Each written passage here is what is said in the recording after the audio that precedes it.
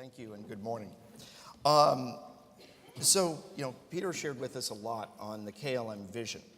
What we have heard is that it's not enough to be focused on just the consumer, but a big part of your focus is the employee. One of the questions that I think we have been hearing over the past couple of days, and that needs to be discussed is, as we look at digital innovation and as we look at artificial intelligence and all of these other new technologies, how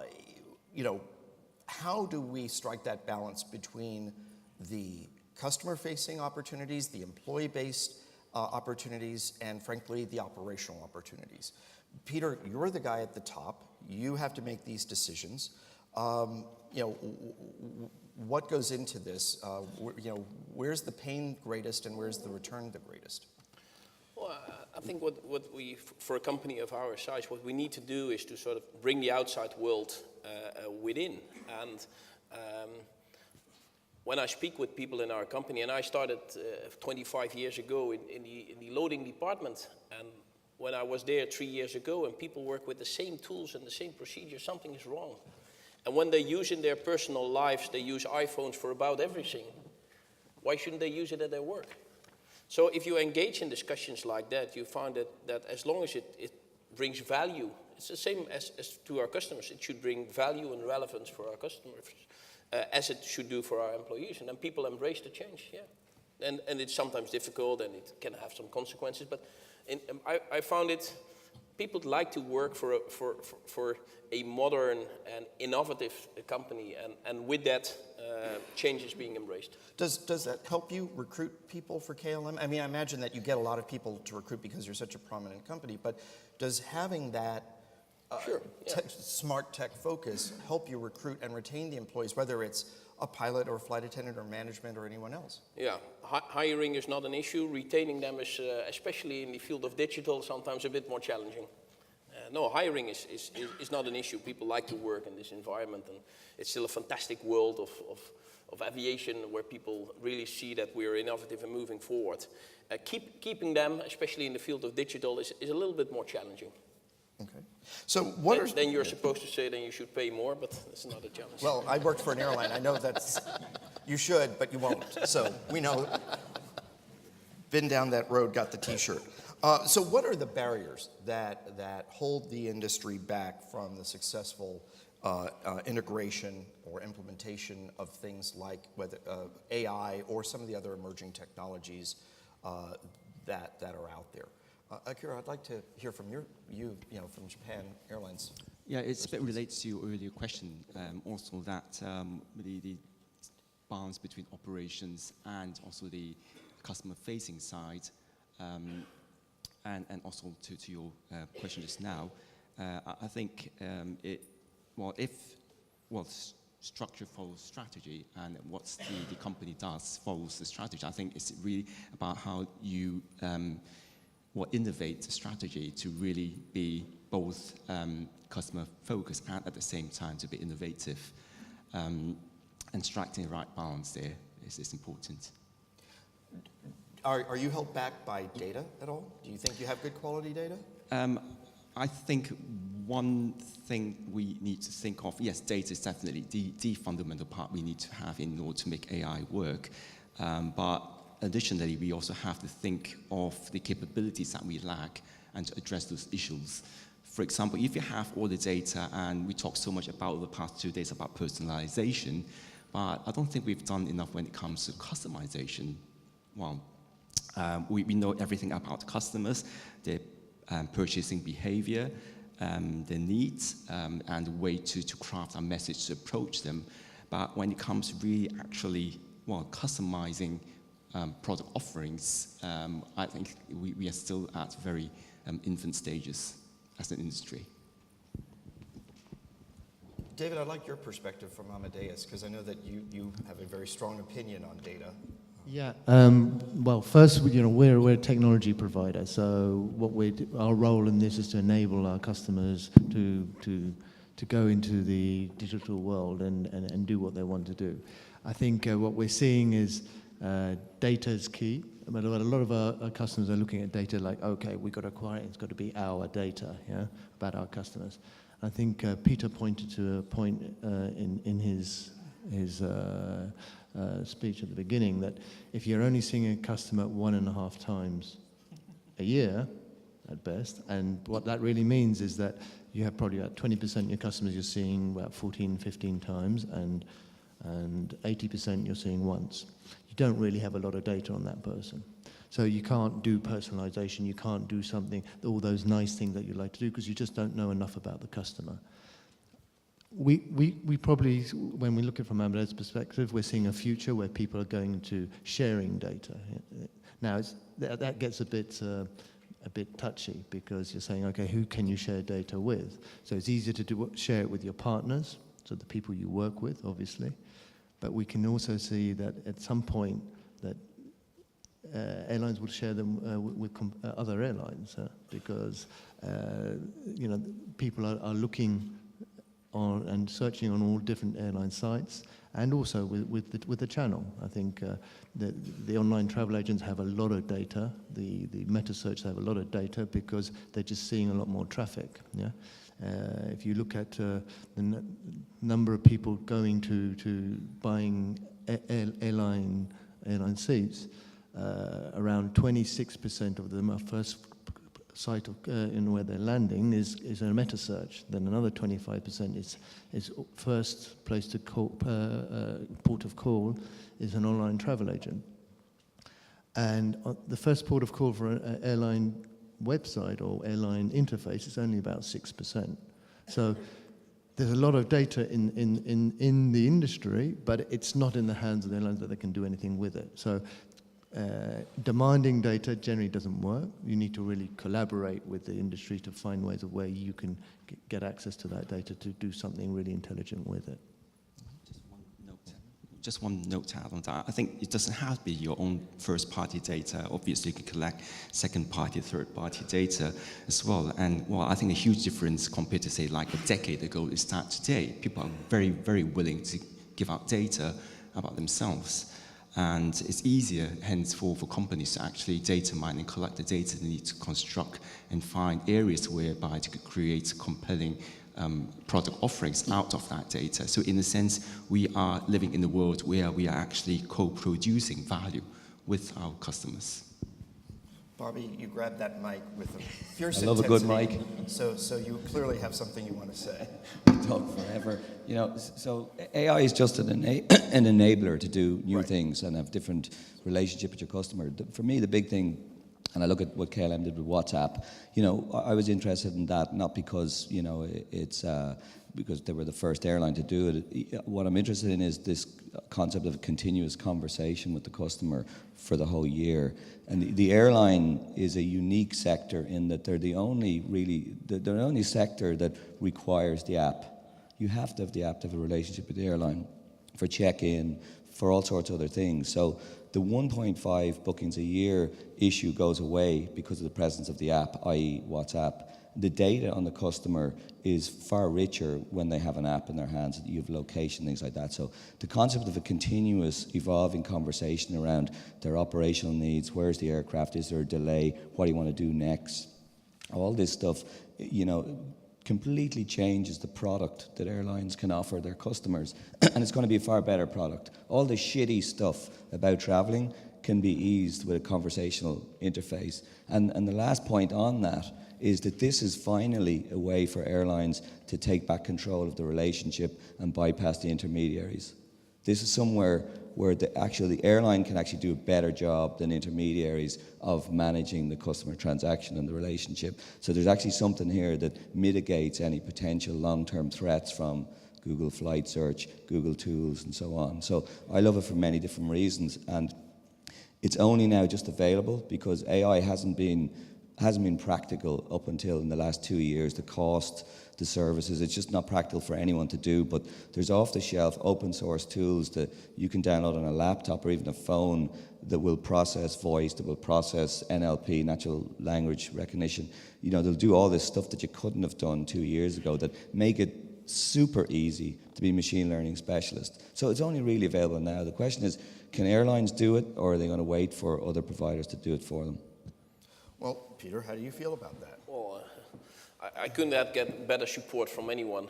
No, I think you're perfectly right. We engage in a permanent conversation with our customers, and when you speak about all that shitty crap at the airports, some parts we do not control. All the security process, all that stuff we do not control. But what we want indeed is a sort of permanent conversation, and to make sure that again we are at the platform where our customers is and engage with them in a permanent basis. AI is the next step, and I fully support it. And we are definitely not going to wait for that, and we're experimenting on that. And with our social media platform, we do have a fantastic opportunity with all these thousands and thousands of messages we get every day to start learning how to react and even react quicker and better with that. So this new technology, and I couldn't agree more, there's a sort of curve there where the speed is just getting quicker and quicker. So I fully support that we're just at the beginning of that. Right. So I'm going to go Oprah for a moment, and I'd like just a show of hands from everyone. How many folks feel that AI, artificial intelligence, technology is still too expensive for your airline to invest in? Just show of hands. So no one's really raising, very few are raising their hands. Okay, so here's the thing. In the research that we have done, we see that AI personalization is important. Travelers tell us they want airlines to actually track the purchases that we do. We've heard constantly throughout this event, and I'm sure those of you who attend other events, inevitable and endless comparisons to Amazon, to Netflix, to other everyday businesses that we use. Yet we seem to struggle with the implementation of this. In understanding the products the customer is buying and then suggesting to them. Where is that struggle originating? Is it internally? Is it with the partners you're using? Is it because you don't have the people you need? Akira, do you have a point of view on that? Yes, I think there's lots of lessons we can learn from what you mentioned about Amazon, Netflix, and all these people who use a lot of these algorithms. And it's not one single algorithm, it's actually multiple algorithms that are used in concert in order to really eliminate the amount of error that they have, and also to understand the probability, for example, of what elements are actually contributing, and when they were about to make recommendations, how to actually do clusters and to really find out that this is actually the best set of people to actually approach. I think airlines are working on a lot of these solutions, but it's just that we started slightly later. I think we will catch up at some point of time. But I think it's also what Peter mentioned earlier on, it's the balance between a lot of operations focus we have on a day-to-day basis, that sometimes it's not always that easy to allocate resources to go into investing in these new technologies. Another thing is that, you also brought this up, the cost and benefit of doing so. There are a lot of brilliant ideas, but are we really willing to invest in these technologies for some slight marginal changes? One simple example is in Japan, we have call centers whereby we use deep learning to actually track the voice of a created character and the voice of an agent, and map them together such that when the agent speaks, it would convert the voice into, for example, a very friendly young lady's voice that everyone would love, even though the agent could be an old grumpy man. But that's good to have, but is it really worth investing? It's not very easy to answer question. I think the answer to your question is partly already in the previous points made both by David and Bobby. The average interaction of an airline customer with the airline is on a much lower scale than the average number of interactions with Amazon or some of the other providers. So that is one. So the average interaction is lower, and because it's lower, it has different sort of starting point. The second point is the point Bobby made. The investments required for that so far were just not affordable. And the airline industry, on average, I think IATA provides that, made an average margin of, 6-7% on average in the last decade. That's not a margin which enables you to spend the billions of billions some of these tech firms could spending on that. So this combination of a limited number of interaction on the one hand side and massive investments needed on the other hand side sort of prevented us to get up to the same speed as some of the others. Our view is that it will partly change because technology indeed is getting much cheaper and accessible and doing that. And partly we team up, and that's exactly why we do work with Google, we do work with WhatsApp, we do work with WeChat. We team up with some of these tech giants in order to make sure that we sort of catch up in that. Then when it comes to AI, I'm sure that with technology becoming cheaper, we will start be doing more ourselves. Yeah, it is tech, but I think a stark difference between Amazon, Netflix, versus airline is that they have vast repertoire of inventory for people to choose from, and hence for the companies to actually recommend. Whereas if you look at us airlines, we aren't really quite there yet as retailers. So there is really a limited number of options and ways in which. You're talking about as a sales channel, right? So, Yes. so I mean, I think the short-term opportunities and the activities that airlines should be embarking on is about ROI-based, operations. So you think about what's the cost of an aircraft waiting for a passenger that hasn't shown up, that's checked luggage. You could be WhatsApping that passenger. Where the fuck are you gone? Get on the plane, Like there's some basic, and that'll take 5 minutes to build, right? There's all sorts of other operational efficiencies in the call center, in the contact center. With a bit of different Yeah. language, I take your idea. Well, I mean, I'm talking about Ryanair right now, But you get the point, right? But I think you need to start with the easy stuff, with the ROI based, business. And there's a million different efficiencies that an airline could take if they think about what's different here. There's two things that are different, major differences. There's a conversational interface called WhatsApp that is brand new, provides an infrastructure you couldn't dream of having, right? That's dropped in your lap. Take advantage of it. And then AI is achievable, right? The only little bit that's difficult is the little bit of sticky glue that connects the operational system that says there's a passenger that hasn't boarded to get their phone number to hand off to the alert system, whatever the hell it is, right? There's opportunities all over airlines. The big change is a conversational approach, and it's golden for an airline. The next 3 to 5 years should be about airlines improving margin by creating efficiencies through that technology. David. The way we don't see technology being the barrier. I mean, technology costs have come down. Companies like us, we've gone to open systems and onto the cloud that allows us to do all these funky things, so we can do them. Yeah, and so it's not an issue of technology. It's more of where are you going to be doing this, and then how do you actually integrate that in the whole process of things. So generally companies start with the customer interface.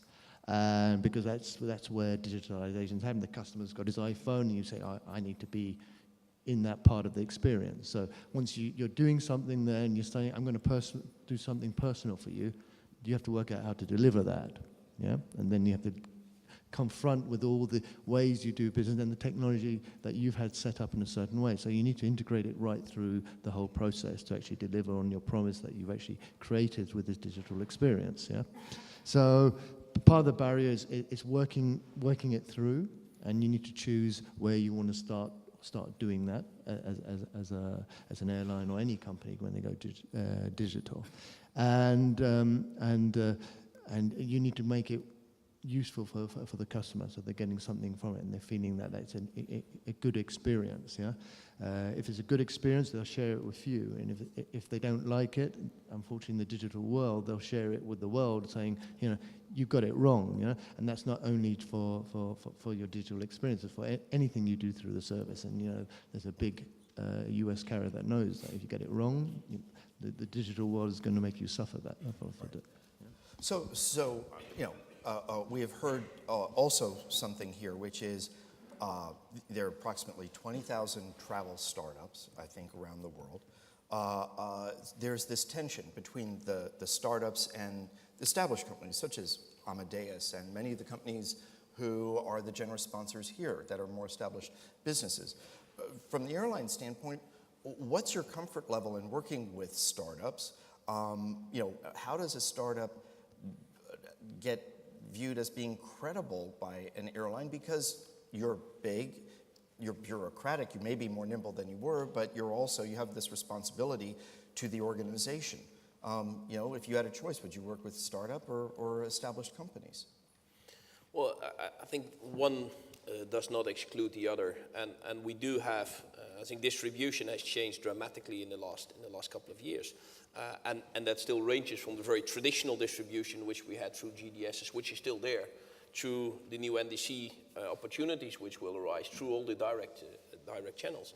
And I think it's a good thing there are startups, like in the airline, new startups are changing some of the business model, and 20 years ago there was no low-cost carrier. Today the world has changed dramatically and they are there. So I think for technology and distribution and interaction with customers, it's good that these startups are there. We are working with some of them and we'll continue to work with some of them. And yet we do have with Amadeus and some other companies, we do have a long-lasting cooperation because also their new technology is arising. So I guess it is both and by the way, not unique for airlines, I guess. Well, I agree it's ideal to be both, whereby you have a lot of startups with novel ideas and new ways of solving old problems, for example. But yes, there is, on the airline side, issues on risk appetite, the amount of risk we would like to take, and also the time, do we really need to wait to do it now, or would you like to wait until it's being adopted by a wider community of suppliers? That way we have actually multiple choices to choose from, and perhaps even the improvements to the original version of the solution. But ideally, as an ecosystem for the industry, it'd be nice to have both a platform that's stable and also a lot of new startups whereby we can sort of plug and remove all these modularized components of technology. I think what prevents also airlines by embracing a bit quicker some of this stuff is the sort of endless legislation and rules which there are in the airline industry. They're very different than some of the other industries, and there that sort of also limits some of the opportunities which could be easily explored in other fields, are preventing us to fully embrace that. Give me an example. Well, I think part of the legislation coming from EU 261, so kind of delay regulation in terms of compensation, explanations you need to give on customers, all kind of stuff which is not necessarily there. I mean, if you're stuck in traffic with a car, you ain't going anywhere with your claim. Right. If we have delays with the aircraft, we need to pay compensation because of EU 261 regulation. So that's a regulation which enables or which sort of prevents us also in terms of spending that money on innovation and other stuff. Okay, that's a good point. So let me ask, if the regulations were not an issue, do you think there's a benefit for airlines being early adopters in technology, or do you think that there's a bigger benefit in being middle of the road or even laggards in technology adoption? Well, I think we should be a early adapter. My view is we should be an early adapter of new technology. We would never be the creator of technology. The amount of engineers, the amount of specialists, of data scientists, big companies, the big tech companies are having, we could never have. So this is why I would fully embrace, and in fact that's what we're doing, embrace the cooperation with some of these tech giants by using their technology in our system, or basically make use of the technology they have, or giving our sort of access for customer bases as a way for them to improve that rather than to build it ourselves. I'd look at it for an airline, I look at it as a brand, kind of a brand thing. You need to be early adopters, get the halo effect, be a product that your customers want to associate with the millennials and so on, the techies. I think there's a big reason for an airline to do that, but also from a HR point of view, keeping people happy working in KLM. They want to do cool stuff. They want to be proud of the organization they're in, and a staid organization that just buys in stuff, not as cool as one that innovates. David? I mean, from our perspective, we're using artificial intelligence and the digital experience in all the solutions. So, and more we're incorporating them in the established solutions that the airlines are already using. So they are adopting because their providers are at the edge of technology already, even established ones. You don't need to go to a startup to get new innovation in technology. You can get it from established companies. We're doing it, the flight disruption management that Peter was referring to. That's a part of Aminer's technology that is doing that already. So in the whole experience that's already there, there's adoption of technology, and we continue to put in artificial intelligence and machine learning in practically all our applications because it's the way to go. Now, I think what's important out of that is that the airlines need to work closely. We need to align with what is what's important for the airlines and where do we best use those technologies. So the airlines can be at the edge because they don't need to invest it. They need to ask the technology providers to do the right thing for them to be at the cutting edge. I think the technology for disruption is a good example. I think we have been struggling for years in case of disruptions. You have thousands and thousands of passengers stuck in the system or stuck at airports. How to get in touch with them. And people always have been somewhat reluctant, or if bookings were made indirect, have been reluctant to give their phone number, so we couldn't connect them. Now, by just having, you just need to tick the box for Facebook Messenger or for WhatsApp or for whatever way you want to communicate. And suddenly we found that in case of disruptions, we use the technology to rebook an aircraft of 400 passengers in just like that. But then you need to get the info to the customers. Right. And that has been, so we use the technology of the rebooking, but how to get the info to the customers. And for that, platforms like WhatsApp, Facebook Messenger are really the way to do it, and much better than we could ever do before. Well, back to your question here on where to dive in now or to wait. I think one criteria that we have is to whether there is indeed first mover advantage. If not, why not wait? Secondly, is whether it's scalable. If it's something that's scalable that will help you to reduce cost and gain benefits, then yes, definitely there's no reason to wait, and it's really sensible to actually adopt technology, like, for example, reducing the cost at your call centers, on your operation costs at the airport. All these, you gain benefits, and it's scalable. AI is scalable, so it's something that we would definitely like to use. Okay, great. I certainly have a lot of questions, but the audience has even more. So we'd like to open it up now to the audience for questions. Just as we did with Peter, if you would please raise your hand and then wait until someone can bring a mic to you, so that way everyone here can hear the question. Yeah, hi. Sorry, this is Harry Zalk from Matrix. We've heard a lot about how data mining and information can personalize the experience of getting a customer to the plane, or booking, et cetera, but how important is it for you to start using data to personalize the in-seat experience? So a passenger is on board for 8 hours, you provide them with food, soft product, amenity, even an IFE system, all of which is incredibly generic. How important is it for you as an airline to personalize that experience? Yeah, it's a very good point, and it's exactly the point we're discussing internally. You run there to the challenge to have the operations done as simplified and unified as possible.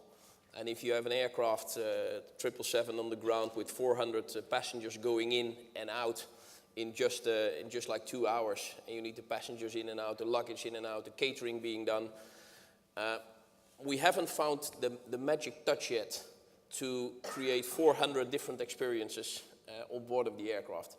Where we could start doing that when it comes to the in-flight entertainment. And again, there, we speak about Netflix, you should be able, and I'm sure that the techies knows much more about it, but you should be able to make sure that rather having a system with 50 movies, of which 5 Japanese and 10 Chinese and 3 Koreans, you should be able to have on C23D, there's a Chinese customer who happens to want to have more than just 5 Chinese movies, but 25 Chinese movies. So it should be able, but again, their technology should help us to make that immediate link. So for catering, my view would be forget about it.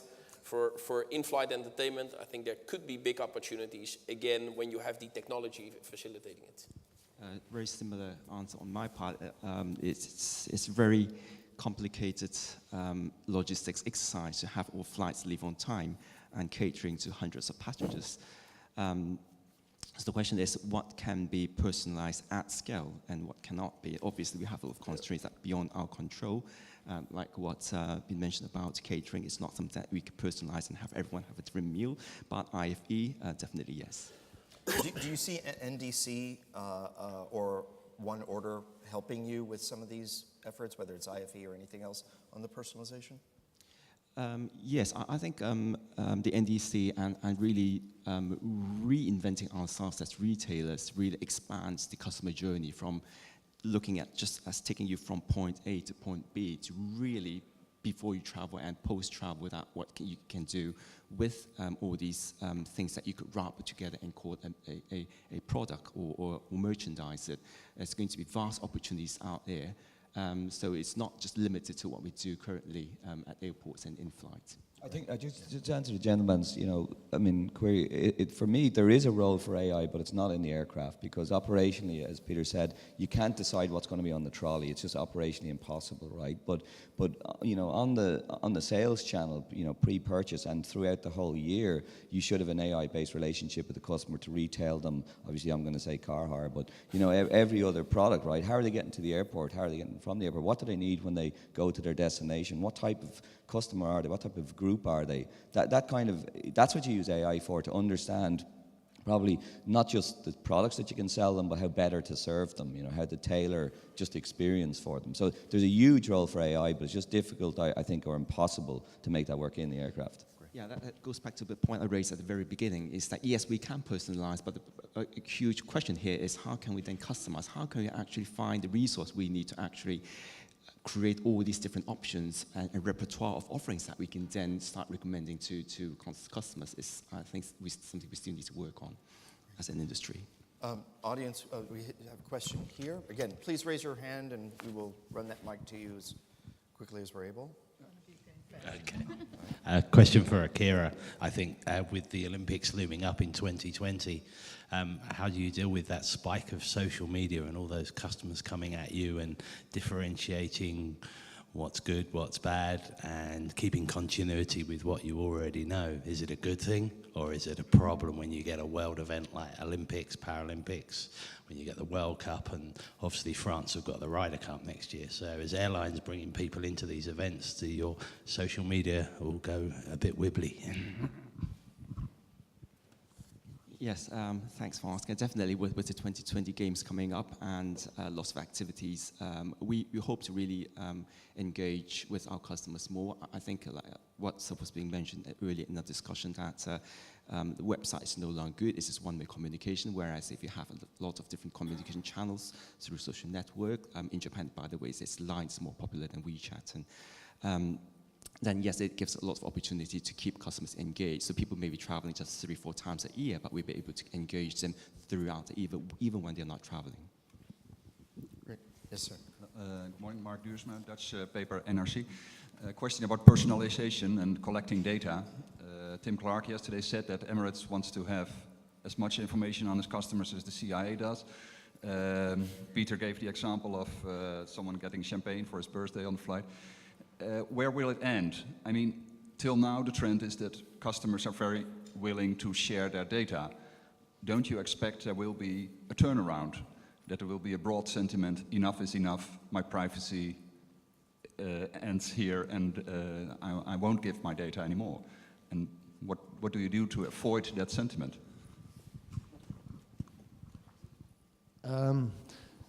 Interesting question. It's the first time that no one is standing up to answer. Yeah, Hot potato, hot potato, hot potato. There's this, But today, yeah. today the trend seems to be going the other way. Yeah, people are sharing more data, etc.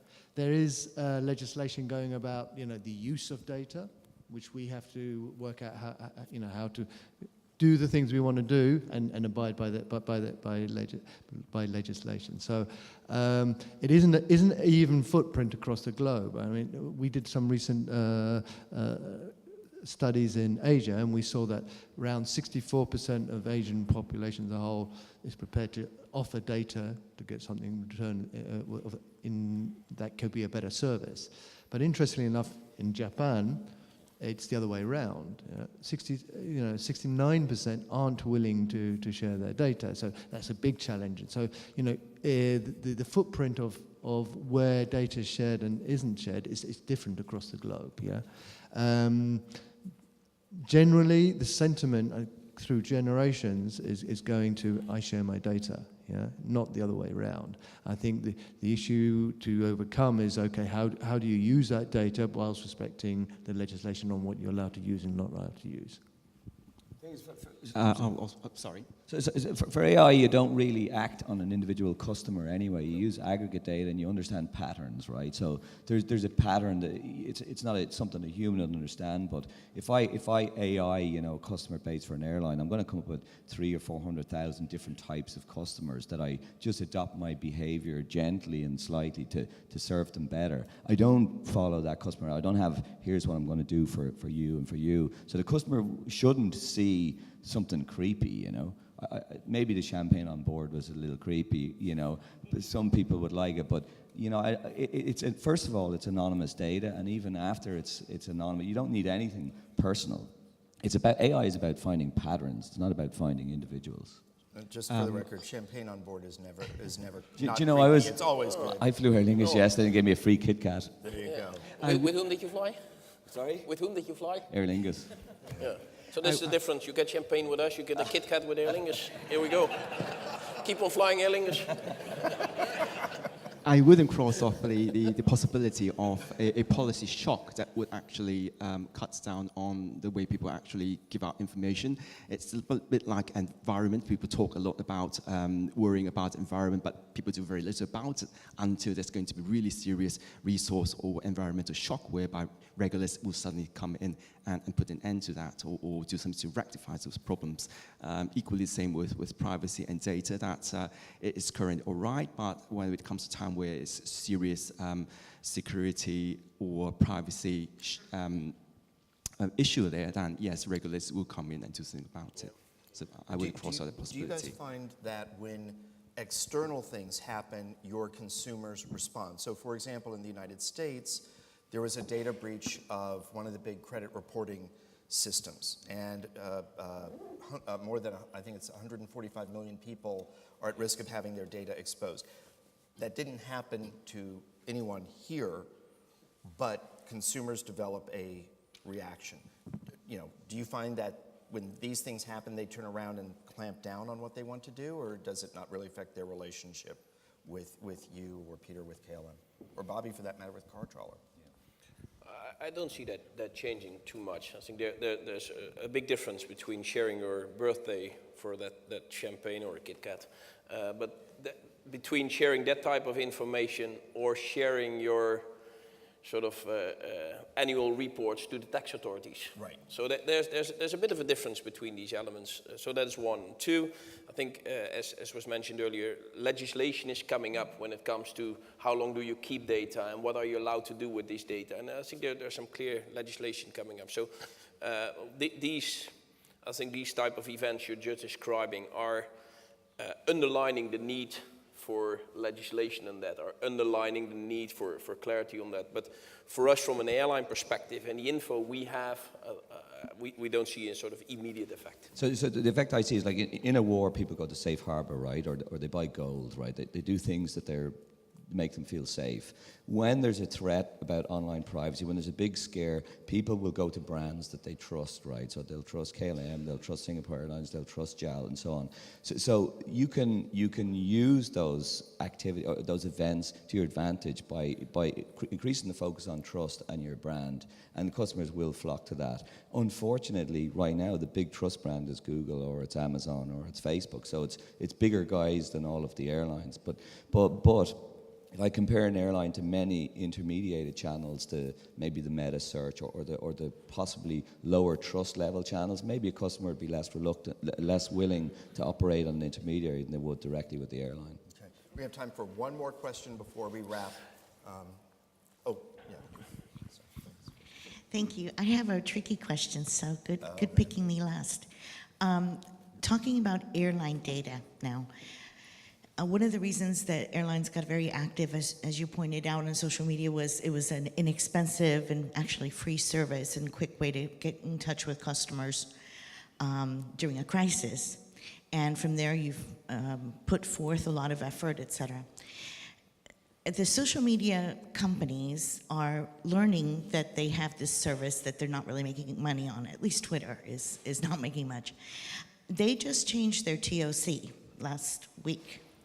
And in that language that nobody reads was ownership of content. So how are airlines looking at these shifts where the venues that you are transacting in are now taking ownership of your transactions? And sort of from a legal point of view, are you considering how to protect yourselves from the data you generate and the interactions you have, the conversations with your customers becoming the intellectual property of a third party, which might be in aggregate sold to a competitor or to another industry? Yeah. Well, you kept the best question for the last, indeed. It's a tricky one. And it's not a tricky one because I wouldn't like to answer, because it's a tricky one that I guess we're at a very early stage of that development, and no one exactly knows what direction it would go. I think we're at the very early stage that these transactions are done on other platforms, and you're perfectly right. It moved from a purely service interaction to a more commercial transaction interaction, and with that the relationship is changing, and again we're at the early stage, which by the way is not something which is unique to airlines. It applies to other industries and other transactions as well. So I guess going forward we will have to discover together how we deal with that, and how do we deal with the privacy issue around that, how do we deal with the ownership of data and transactions. It's a cliche to say, but the data is actually the value, right? So those organizations, Twitter and so on, they need to monetize their platform, right? So they need to own the data, but nobody really owns the data. It's just claiming the right to use it, right? If you're an airline, you work with Uber, they're going to sell your data to your competitors, right? The data is the value there in that relationship. So it's going to happen. You can't stop it. It's how you work in the context. But it's true at the same time also that a lot of people who in the past have been giving out information for free are having a lot of new tools that enable them to actually push out the information in a more effective way. And they begin to see themselves as more like publishers, that I've created these wonderful content and therefore I would like to monetize it or like to take control of it. And hence we have to be aware of that trend as well. Yeah. All right. Well, I wonder if anyone told Donald Trump that Twitter changed its TOCs. All right. So, ladies and gentlemen, please join me in thanking the great panel we had, David, Akira, Bobby, and Peter.